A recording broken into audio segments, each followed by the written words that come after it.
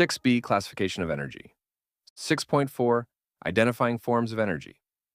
We use energy in many different forms. Some scientists and engineers devote their lives to discovering how to produce, exchange, and use energy more efficiently. We can classify energy by how we sense it or by its principal source. Many forms of energy come from the different ways that matter possesses kinetic and potential energy. The famous physicist Richard Feynman categorized energy into the following divisions: gravitational, a form of mechanical potential energy; kinetic, heat, a form of kinetic energy; elastic, a form of mechanical potential energy; electrical, chemical, radiant, nuclear, and mass energy. However, there are many other ways to classify energy. For the purposes of this text, we combine similar types of energy and identify others by their sources. They are mechanical, thermal, acoustic, electrical, magnetic, radiant, chemical, nuclear, and mass energy. 6.5, mechanical energy. Systems that are physical objects can have mechanical energy. Mechanical energy consists of mechanical potential energy and kinetic energy. Mechanical potential energy.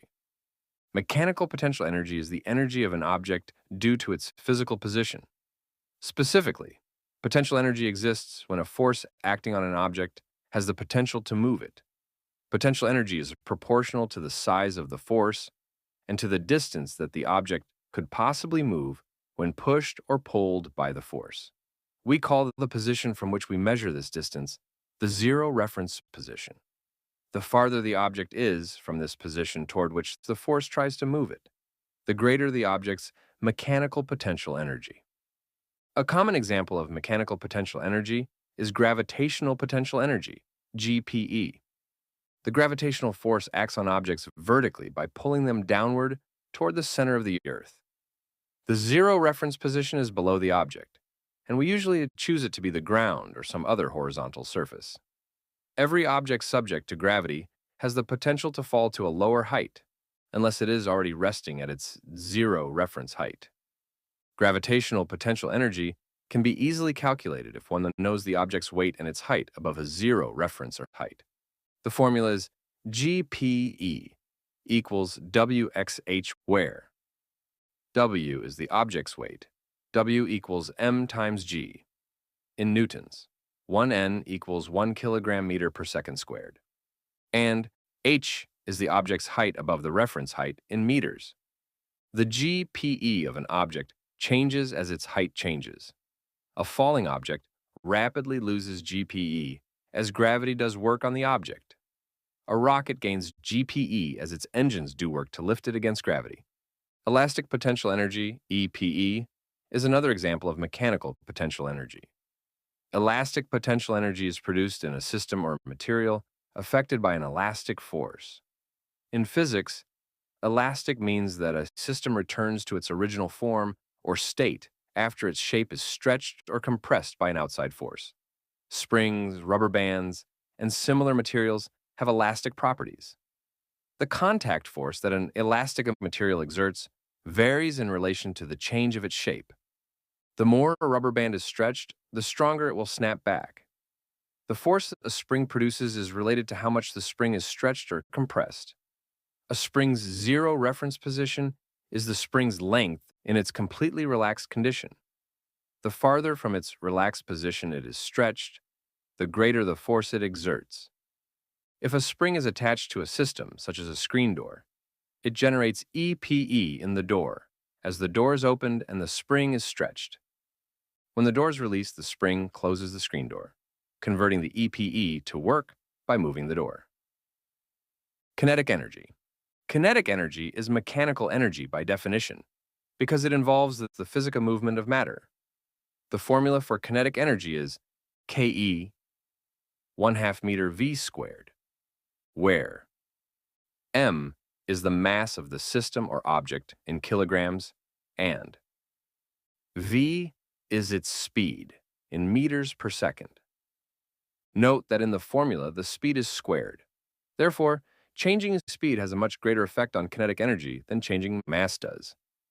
External forces that increase or decrease an object's speed do work on the entire object and thus change its kinetic energy.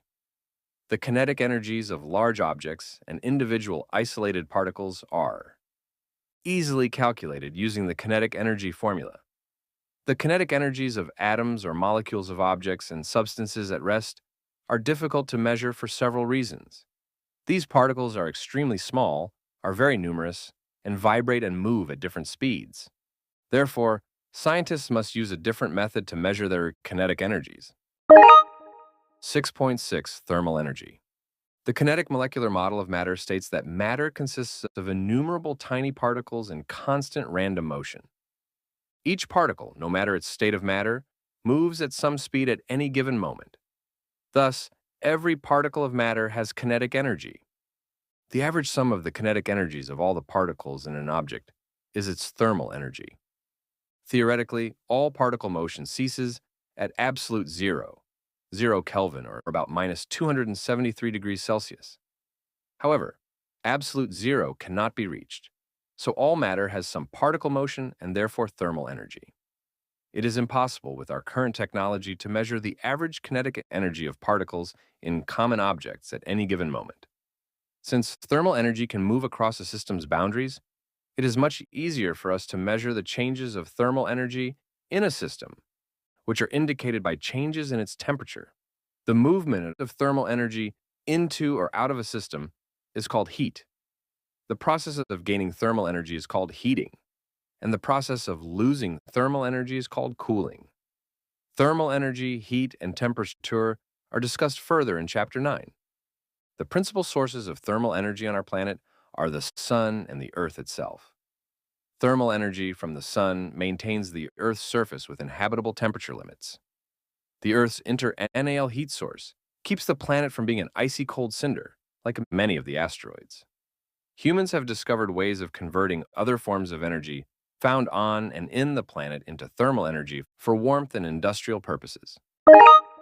6.7 Acoustic energy.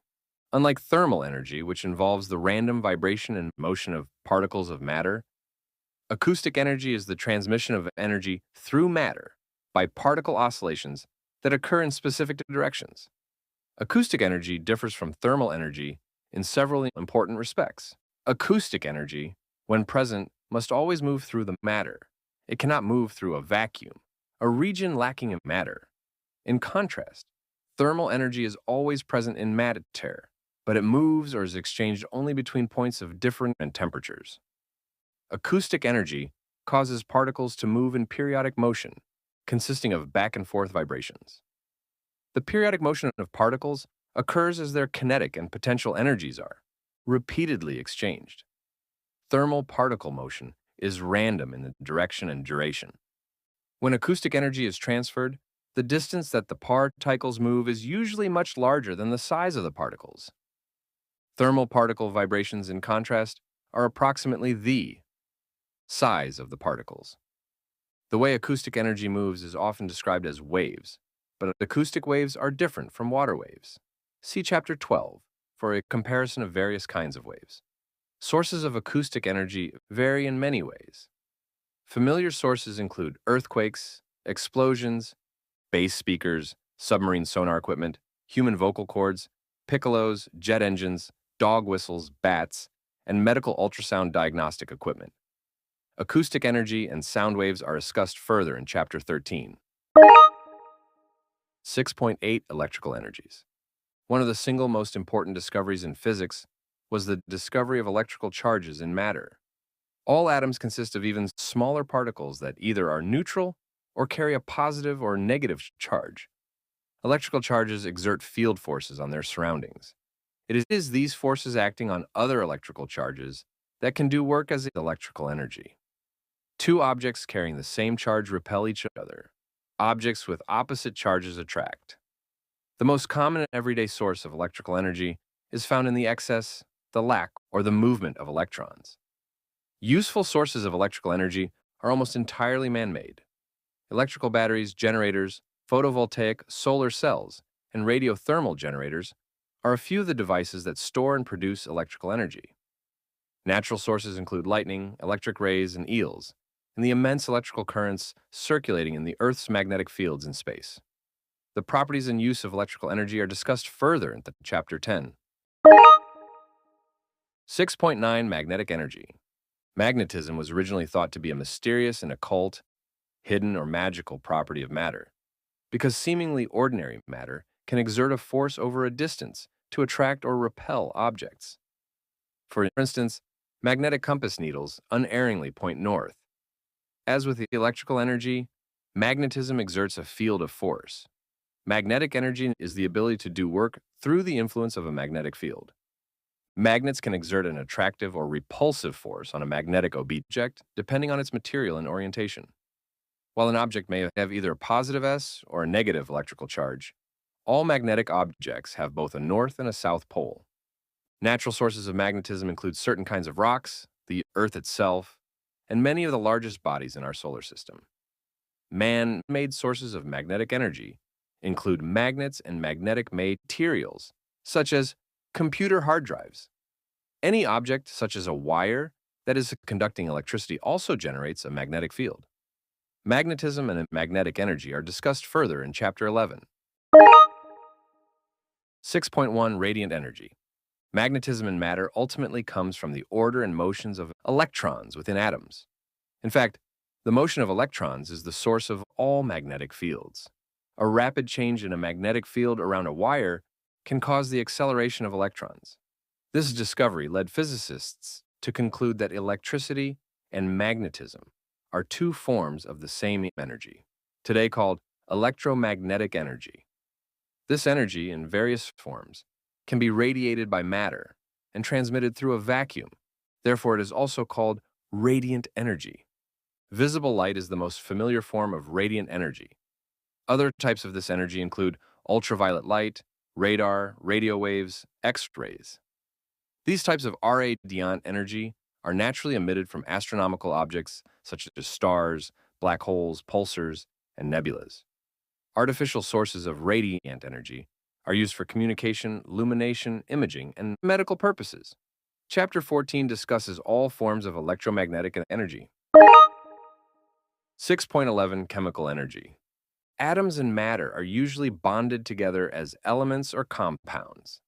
The electromagnetic forces that hold atoms together are the source of the potential energies shared among the atoms. Bonds break and are remade as atoms rearrange themselves during chemical changes. These rearrangements release or absorb energy in various forms. Potential energy stored in chemical bonds is called chemical energy. The amount of energy in chemical bonds depends on the kinds of atoms and the way they are bonded together. In most chemical changes, chemical energy is released as thermal, radiant, or acoustic energy. An important exception to this rule is the chemical change of photosynthesis. Radiant energy from the sun is stored in the chemical bonds of sugar molecules and other materials in green plants. When an animal eats and digests the plant matter, the chemical bonds are broken and the energy is released for the animal's life processes. Chemical bonds and chemical reactions are discussed in chapters 18 and 19. 6.12 Nuclear Energy. As its name implies, nuclear energy is associated with the nucleus of the atom. Physicists discovered early in the 20th century that the mass of an atom's nucleus was less than the sum of the individual masses of its protons and neutrons. The difference in mass, called the mass defect, was exactly equal to the energy required to hold the nucleus together, i.e., binding energy, against the extremely strong repulsion between the protons.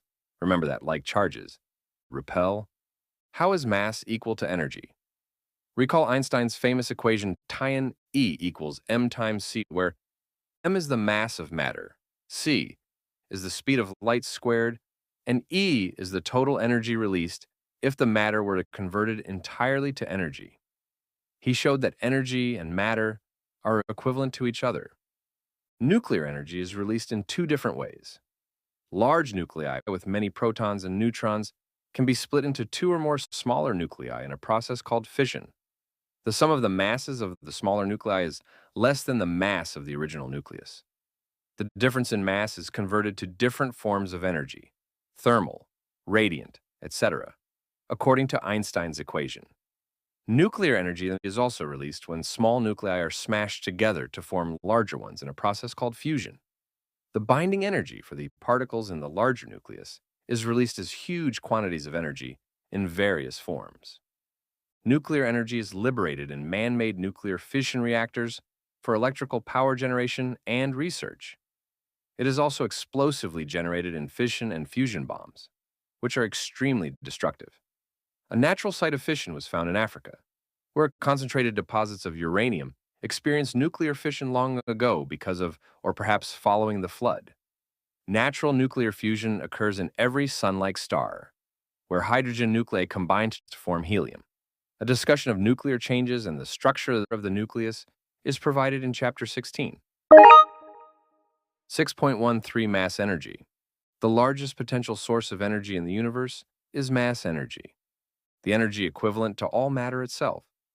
Just as nuclear energy is produced when fission or fusion takes place, mass energy is the energy you would obtain if you could convert all of an atom's mass into energy according to E equals m times c. This is a general application of Einstein's equation from his special theory of relativity. However, since matter is inherently stable, it is unlikely that we will ever be able to completely convert a significant amount of matter into megatrillions of joules of useful energy.